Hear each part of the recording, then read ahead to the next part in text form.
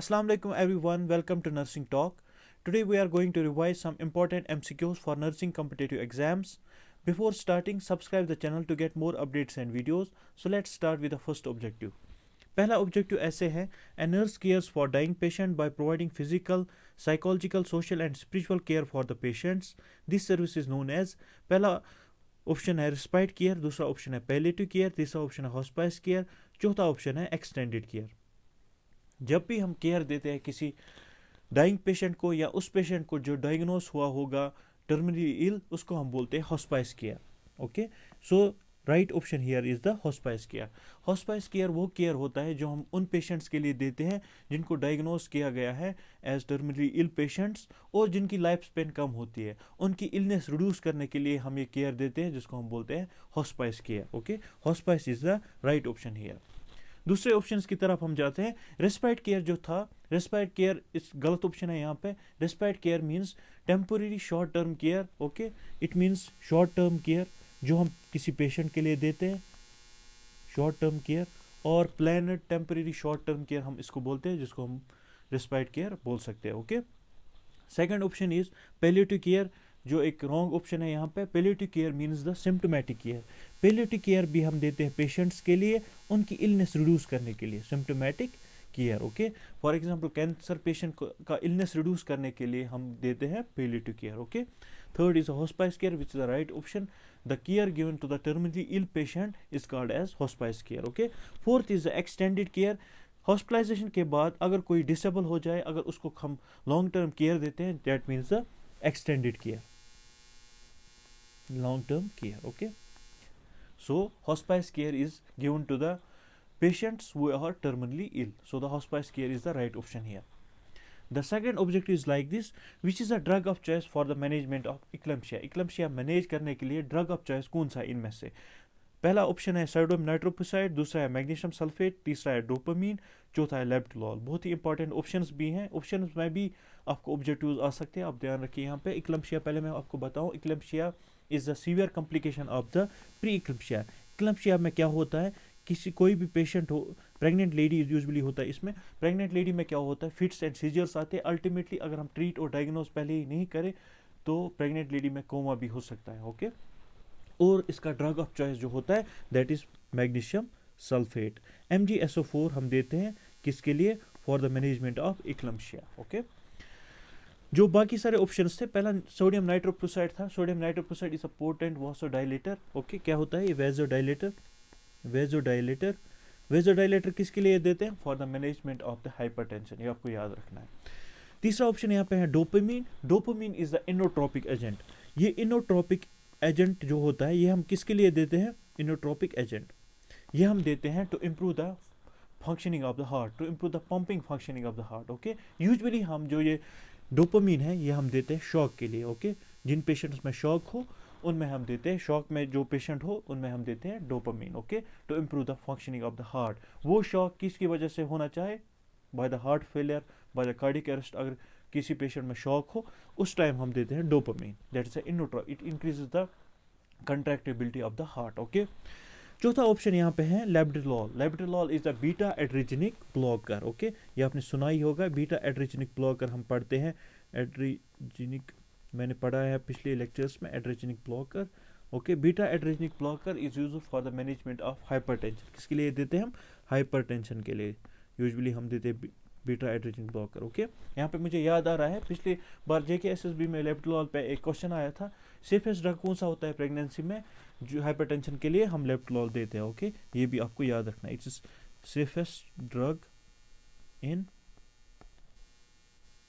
Pregnancy. Okay, pregnancy, अगर किसी pregnancy में किसी भी लेडी को, किसी भी मदर को हाइपरटेंशन हो, at the time we can give the labetalol. Okay, so for this objective the correct answer is magnesium sulfate. ये आपको याद रखना है, इक्लम्पशिया के लिए हम देते हैं. Okay, moving towards next objective, concentration of oxygen in the expired air is about. The options are like this, 0%, 21%, 16%, 4%. जो एक्सपायर्ड एयर होता है उसमें कंसंट्रेशन ऑफ ऑक्सीजन कितना रहता है. Okay, this is not the inspired air. Okay, यहाँ पे हम कंफ्यूज हो जाते हैं. देखो, जो इंस्पायर्ड O2 होता है, इंस्पायर्ड O2 मीन्स हमारे जो एनवायरनमेंट में जो O2 होगा दैट इज इंस्पायर O2, उतना ही आप O2 अंदर लेंगे, okay, that's about 21%, okay. But यहाँ पे क्वेश्चन हमें क्या बता रहा है, एक्सपायर्ड एयर में O2 कंसंट्रेशन कितनी होती है, ओके, एक्सपायर्ड एयर में। ये आप याद रखना, ये भी गलत होता है एग्जाम्स में, जल्दबाजी में। एक्सपायर्ड एयर में 16% होता है, सो 16% is the right option here. ये आपको याद रखना है, जो जब भी हम एक्सपायरेशन करते हैं उसमें कंसंट्रेशन ऑफ O2 रहता है 16%, okay. Next objective is like this, outbreak of disease in the bird population is called. जब भी बर्ड पॉपुलेशन में कोई डिजीज फैल जाए उसको हम बोलते हैं एपोर्निथिक, ओके, क्या बोलते हैं, एपोर्निथिक, ओके। बाकी सारे जो ऑप्शन है वो हम देख लें वन बाय वन। एपिडेमिक जो होता है उसको हम बोलते हैं उर्दू में वबाई बीमारी, ओके, क्या बोलते हैं, वबाई बीमारी। ये क्या होता है, if there will be the rapid spread of disease in any large group of population, okay, अगर किसी लार्ज ग्रुप ऑफ पॉपुलेशन में रैपिड स्प्रेड ऑफ डिजीज हो उसको हम बोलते हैं epidemic disease, rapid spread of disease. ये किस में हो सकता है, जैसे जैसे फॉर एग्जाम्पल मीजल्स, कॉलरा जब हुए थे, that were epidemic, okay. Rapid spread of disease in any population is called as epidemic, ये आपको याद रखना है, okay. Next is the pandemic. Pandemic क्या होता है, it is a universal spread of disease. जब कोई डिजीज पूरे दुनिया में फैल जाए तो उसको हम बोलते हैं pandemic disease. For example covid is the pandemic disease. ये हर किसी मुल्क में हुआ था, हर किसी कंट्री में, पूरे वर्ल्ड में हुआ था, that is a pandemic disease, okay. Third option is endemic. Endemic means मुकामी बीमारी, हम उर्दू में बोलते हैं इसको एंडेमिक डिजीज। एंडेमिक क्या होती है, these are the local diseases, okay. अगर किसी स्मॉल जियोग्राफिकल एरिया में, कम्युनिटी में कोई डिजीज हो जाए उसको हम बोलते हैं एंडेमिक डिजीज, ओके, या उर्दू में बोल सकते हैं मुकामी बीमारी, okay. For example endemic disease जैसे मलेरिया हुआ था, जैसे टाइफाइड होता है, okay, that are the endemic disease. And fourth option which is the right option for this objective, epornithic. Epornithic means अगर बर्ड पॉपुलेशन में कोई डिजीज फैल जाए, that is the epornithic, okay. ऐसी ही दूसरी एक डिजीज है जिसको हम बोलते हैं जूनोटिक डिजीज। जूनोटिक डिजीज कौन सी डिजीज होते हैं, जो एनिमल्स की वजह से फैल जाए, जानवरों की वजह से अगर कोई डिजीज फैल जाए, that is are zoonotic disease, okay. Next objective is like this, in atherosclerosis the blood vessels becomes. Atherosclerosis में ब्लड वेसल्स को क्या होता है, ये हमें पहले पता होना चाहिए। एथेरोस्क्लेरोसिस क्या होता है, एथेरोस्क्लेरोसिस में क्या होता है, हार्डनिंग ऑफ आर्टरीज। ये हार्डनिंग ऑफ आर्टरीज मैं थोड़ा सा आपको बताऊं, यहाँ पे ये हार्डनिंग ऑफ आर्टरीज कैसे होगी, जब भी कभी कभार कैल्शियम या फैट डिपॉजिट होता है आर्टरीज में, जिसकी वजह से जो आर्टरीज हो जाती है, आर्टरीज में प्लग फॉर्मेशन होता है एंड अल्टीमेटली वहाँ पे ब्लॉकेज होता है, ओके। इन एथेरोस्क्लेरोसिस इस फैट और कैल्शियम की वजह से जो भी ब्लड वेसल्स होते हैं वो कैसे बन जाते हैं, वो बन जाती है thick and stiff, okay, thick and stiff. So thick and stiff here is the right option, okay. क्यों बन जाती है thick and stiff, because there will be the deposition of the fat and calcium, okay. ये आपको याद रखना, अगर कभी कभार कोई आपको बोले क्यों होता है, because of the deposition of fat and calcium. Next objective is like this. मैंने एपिथेलियम में इसलिए एक ऑब्जेक्टिव रखा है क्योंकि एपिथेलियम में ज़रूरी एक क्वेश्चन आता है। पहले मैं बताऊं आपको एपिथेलियम होता क्या है। एपिथेलियम मीन्स एपिथेलियम वो होता है जो कवर करता है internal and external surface of the body, okay. ये लेयर लाइन करता है internal and external surface of the body, या ये लाइन करेगी केविटीज़ को। वो लेयर जो लाइन करेगी केविटीज़ को या लाइन करेगी internal and external surface of the body, उसको हम बोलते हैं एपिथेलियम। क्वेश्चन क्या है, among the following transitional epithelium is present in, options are like this, oesophagus, trachea, urinary bladder, none of the above, okay. देखो epithelium आपने पढ़ा होगा, सो एपिथेलियम को कैसे हम बोलेंगे, एपिथेलियम लाइन्स द और epithelium covers the internal and external surface of the body and it lines the cavities, okay. Epithelium जैसे आपने पढ़ा होगा simple squamous epithelium, simple squamous epithelium, okay. जैसे columnar epithelium, columnar epithelium, epithelium, okay. जैसे ciliated epithelium, ciliated epithelium, okay. जैसे glandular epithelium, okay. जैसे transitional epithelium, transitional epithelium, okay. ये सारी एपिथेलियम्स आपको वन बाय वन पढ़ने हैं और किस किस ऑर्गन में क्या क्या एपिथेलियम होता है ये आपको पढ़ना है, ये ज़रूरी एग्जाम में आता है। जैसे ईसोफेगस की बात करेंगे, ईसोफेगस में कौन सा एपिथेलियम होता है, स्ट्रेटिफाइड स्क्वैमस एपिथेलियम। ईसोफेगस को कौन लाइन करता है, stratified squamous epithelium, okay, squamous epithelium. Okay, epithelium आपने याद रखा, ये वो प्रोटेक्टिव लेयर है जो कवर करती है internal body and external surface of the body and even lines the body cavities, आपको याद रखना है। ट्रेकिया में कौन सा होता है?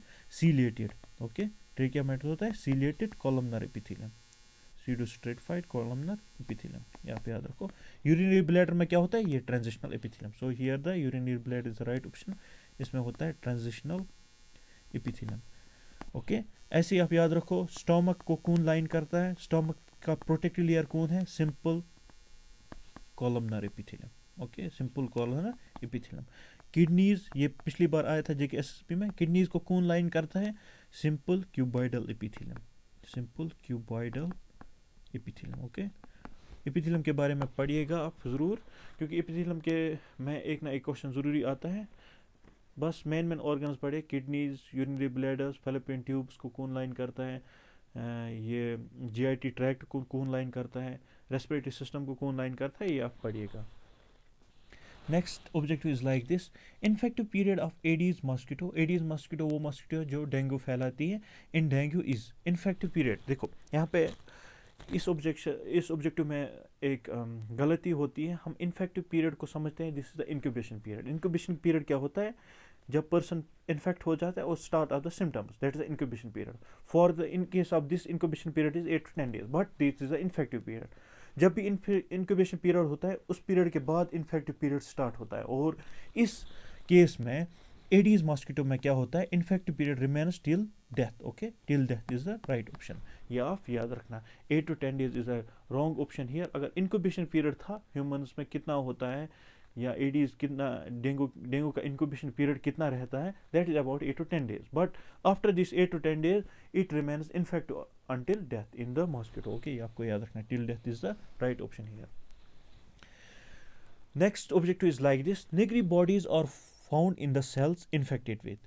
nigri bodies किन सेल्स में पाई जाती है? ठीक है ना, निगरी बॉडीज क्या होती है? निगरी बॉडीज यूजुअली पाया जाता है जो इन्फेक्टेड हो विद रेबीज, उसके नर्व सेल्स में निगरी बॉडीज फाउंड होता है, उसके साइटोप्लाज्म में। ये फॉर एग्जांपल साइटोप्लाज्म है। Okay, nerve cell of the cytoplasm.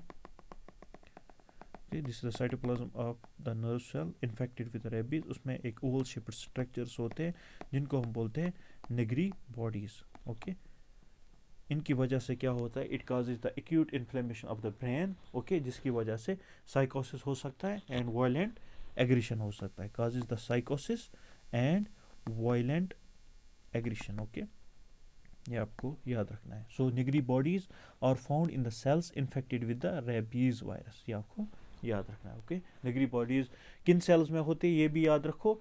In nerve cells mostly होते हैं, नर्व सेल्स में। इसके साइटोप्लाज्म में क्या होता है? ओवल शेप्ड स्ट्रक्चर्स बन जाते हैं जिनको हम निगरी बॉडीज बोलते हैं। जो निगरी बॉडीज क्या करते हैं बॉडी में?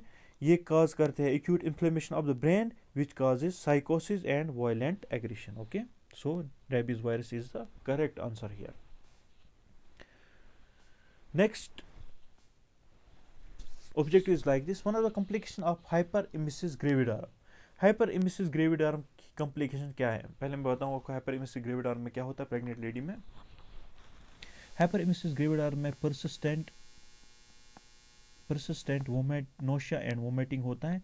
persistent and nausea and vomiting होगा hyperemesis gravidarum में। ओके, वो persistent nausea and vomiting कैसे होता है? Due to higher increased levels of the HCG। Okay, उसकी वजह से persistent nausea and vomiting होगा। जब भी किसी पेशेंट में persistent nausea vomiting हुआ, उस पेशेंट में बहुत सारे इलेक्ट्रोलाइट डिस्टर्बेंस हो सकती है, डिहाइड्रेशन हो सकता है। वो उनमें से कॉम्प्लिकेशन यहाँ बता रहा है कौन सी कॉम्प्लिकेशन है। ऑप्शंस ऐसे हैं, इंक्रीज्ड वोमिटिंग, डिहाइड्रेशन, कोर्साकॉफ साइकोसिस, लो बीपी। देखो, इंक्रीज्ड वोमिटिंग इसका सिम्टम है, डिहाइड्रेशन भी सिम्टम होगा, वोमिटिंग से डिहाइड्रेशन होती है, लो बीपी भी हो सकता है वोमिटिंग की वजह से, मगर कोर्साकॉफ साइकोसिस is the complication of hyperemesis gravidarum. कैसे होता है मैं आपको बताऊं, पहले कॉम्प्लिकेशन और भी बताऊंगा मैं। पहले कॉम्प्लिकेशन जो हाइपरेमेसिस ग्रेविडारम है वो वर्निकीज इंसेफेलोपैथी है। ओके, ये भी एग्जाम में आता है। दूसरा है कोर्साकॉफ साइकोसिस। ओके, तीसरा है oesophageal tear. Okay, oesophageal tear important मैं आपको बता रहा हूँ। हेपेटिक फेलियर या स्टोमक अल्सर्स भी इससे होते हैं, वो याद रखने की ज़रूरत नहीं है, इतना आप याद रखो।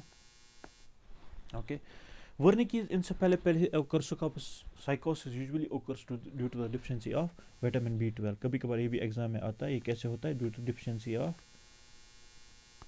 Vitamin B12। विटामिन B12 मैंने बोला था आपको, हाइपरेमेसिस ग्रेविडार में वोमिटिंग होता है, उसकी वजह से इलेक्ट्रोलाइट इम्बैलेंस भी हो सकता है बॉडी में, जिसके बाद अगर vitamin deficiency of vitamin B12 होता है इसमें पेशेंट में, जिसकी वजह से वर्निकीज एन्सेफेलोपैथी होता है, उसी के साथ साथ ही कोर्साकॉपस साइकोसिस होता है।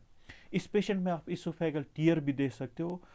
कभी कभार ऐसे भी क्वेश्चन आता है कौन सा फॉर्म ऑफ इसोफेगल टीयर देखते हो इस पेशेंट में आप, मिलरी वीज सिंड्रोम। ओके, ये आप याद रखना है, यहाँ मैं लिखूंगा मिलरी वीज सिंड्रोम। ओके, इसमें इसोफेगल टीयर होता है। ओके, यहाँ पे मैं लिखूंगा मिलरी वीज syndrome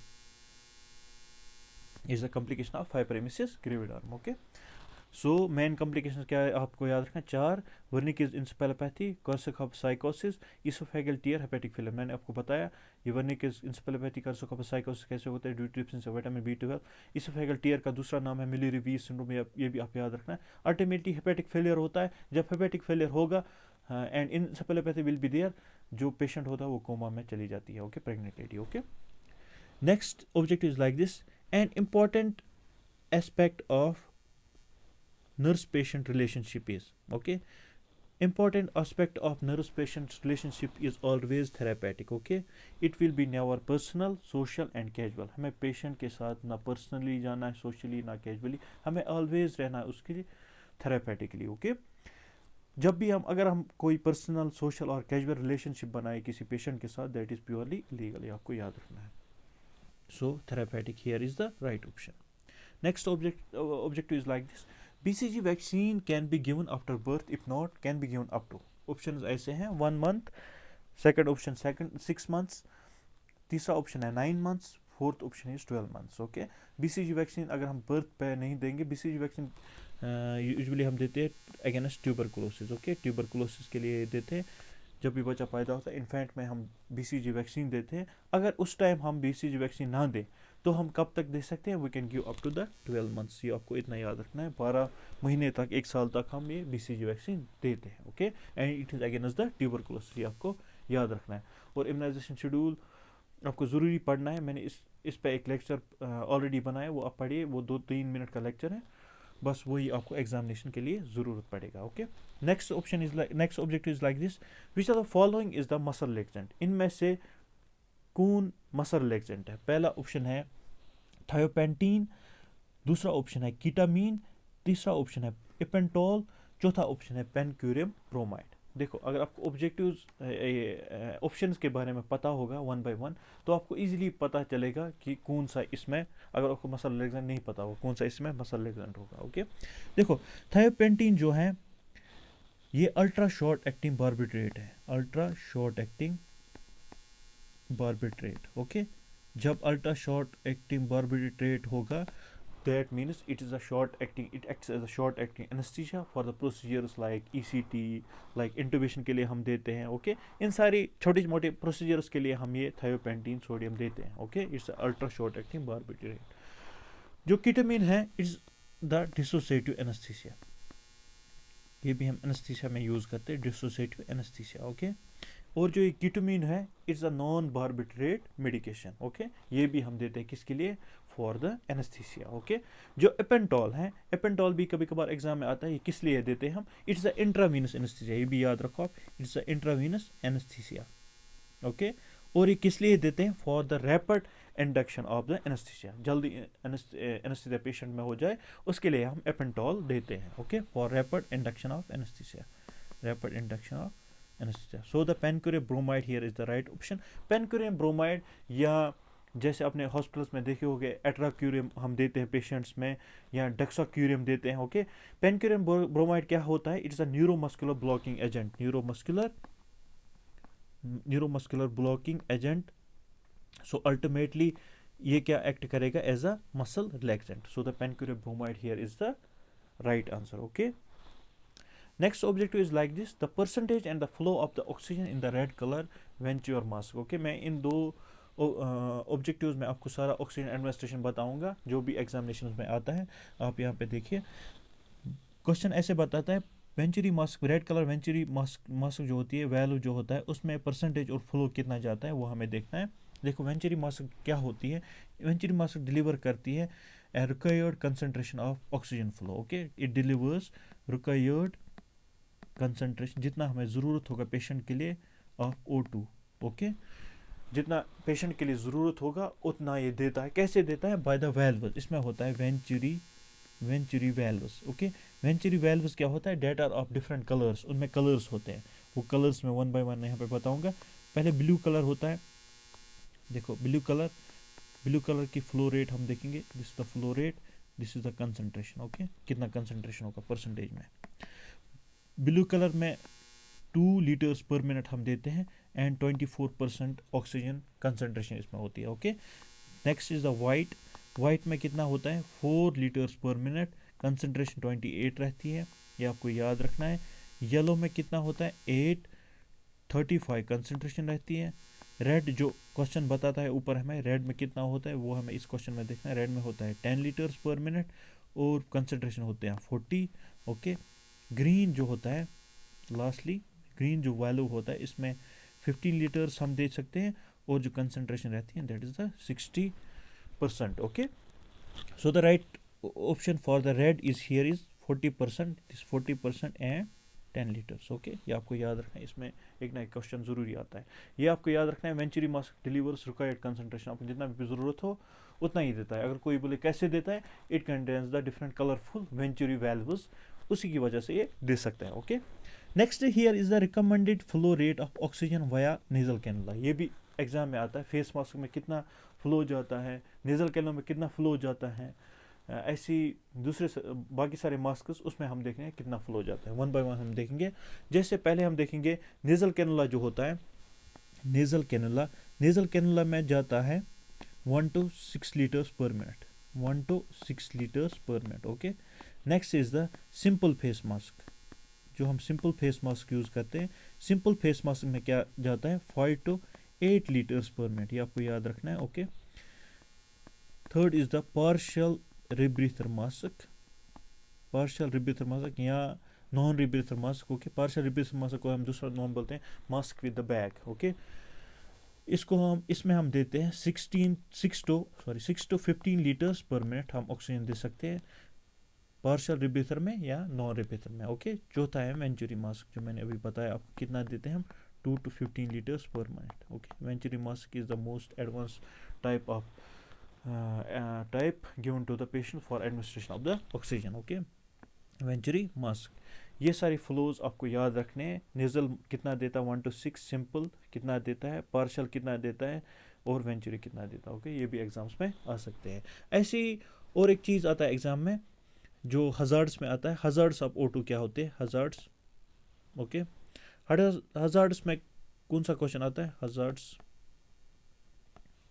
हजार्ड्स में आता है ऐसे, which are the following hazards are usually found in the newborn। Newborn में कौन सा हजार्ड होता है due to the oxygen administration? उसको हम बोलते हैं रिट्रोलेंटल फिब्रोप्लेशिया।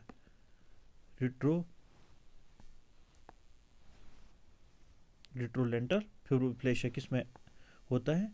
रिट्रोलेंटल fibroplasia. Okay, in the newborn, it's a hazard in the newborn, ये आपको याद रखना है। सो रिकमेंडेड फ्लो रेट कितना रहता है for the nasal cannula? It remains 1 to 6 litres, it remains 1 to 6 litres, ये आपको याद रखना है। Okay, moving forward, bore committee जो है वो कब बनी थी? ओके, ये आपको पढ़ना है बोर कमेटीज़ के बारे में। जैसे बोर कमेटी बनी थी 1946 में, कॉन्स्टिट्यूट हुआ था ये इन 1947। Okay, so the 1947 here is the right option. ऐसे ही मैं आपको थोड़ा सा बताऊं आपको दूसरे कमिटीज़ के बारे में। देखो, बोर कमेटी दी गई थी for the health survey and the developmental committee, ये भी आपको याद रखना है। ओके, ये भी एग्जाम में आता है किसके लिए दिया था। Okay, next committee Mudaliar committee, इसके लिए भी क्वेश्चंस आते हैं बहुत सारे। मुदलियार कमेटी कब बनी थी? 1962 में। ये किस लिए थी? Health survey and planning committee. Okay, तीसरा है यहाँ पे चड्डा कम्युनिटी। चड्डा कम्युनिटी कब बनी थी? 1963 में। किसके लिए बनी थी? To integrate basic health workers, okay.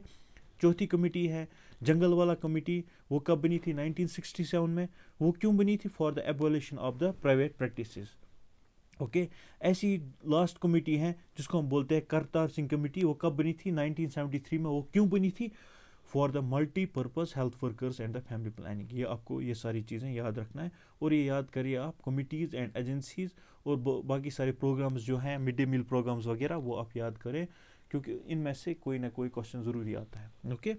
Next question is like this, sub centre in the hilly areas covers the population of about. Sub centre कितना पॉपुलेशन कवर करता है, ये आपको याद रखना है। हिली एरियाज में सब सेंटर कवर करता है 3000, okay. 3000 here is the right option, okay. जो प्लेन एरियाज होते हैं उसमें कितना होता है? प्लेन एरियाज में 5000, हिली एरियाज में कितना? 3000, ओके। ऐसी जो पीएचसी होती है, पीएचसी कितना कवर करती है प्लेन एरियाज में? पीएचसी कवर करती है प्लेन एरियाज में 30,000। जो हिली एरियाज होता है, हिली एरियाज में कितना कवर करती है पीएचसी? 20,000, ओके। 20 to 30 आप याद रखो, जो नीचे वाला होगा, जो कम होगा, that is in the hilly areas, ये आपको याद रखना है। 20,000 30,000। ऐसे ही सीएचसी होता है community health centre. Community health centre में कितना कवर करती हैं ये? हिली एरियाज में 80,000। जो प्लेन एरियाज होता है दैट इज़ 1,20,000 पॉपुलेशन ये कवर करती है सीएचसी में, ओके। और इसी के साथ साथ ही मुझे यहाँ पे याद आ रहा है, जो पिछली बार ये क्वेश्चन आया था कि सीएचसी में जो सीएचसी होती है उसका रेफरल यूनिट, मतलब पीएचसी का रेफरल यूनिट कौन सा है, ओके।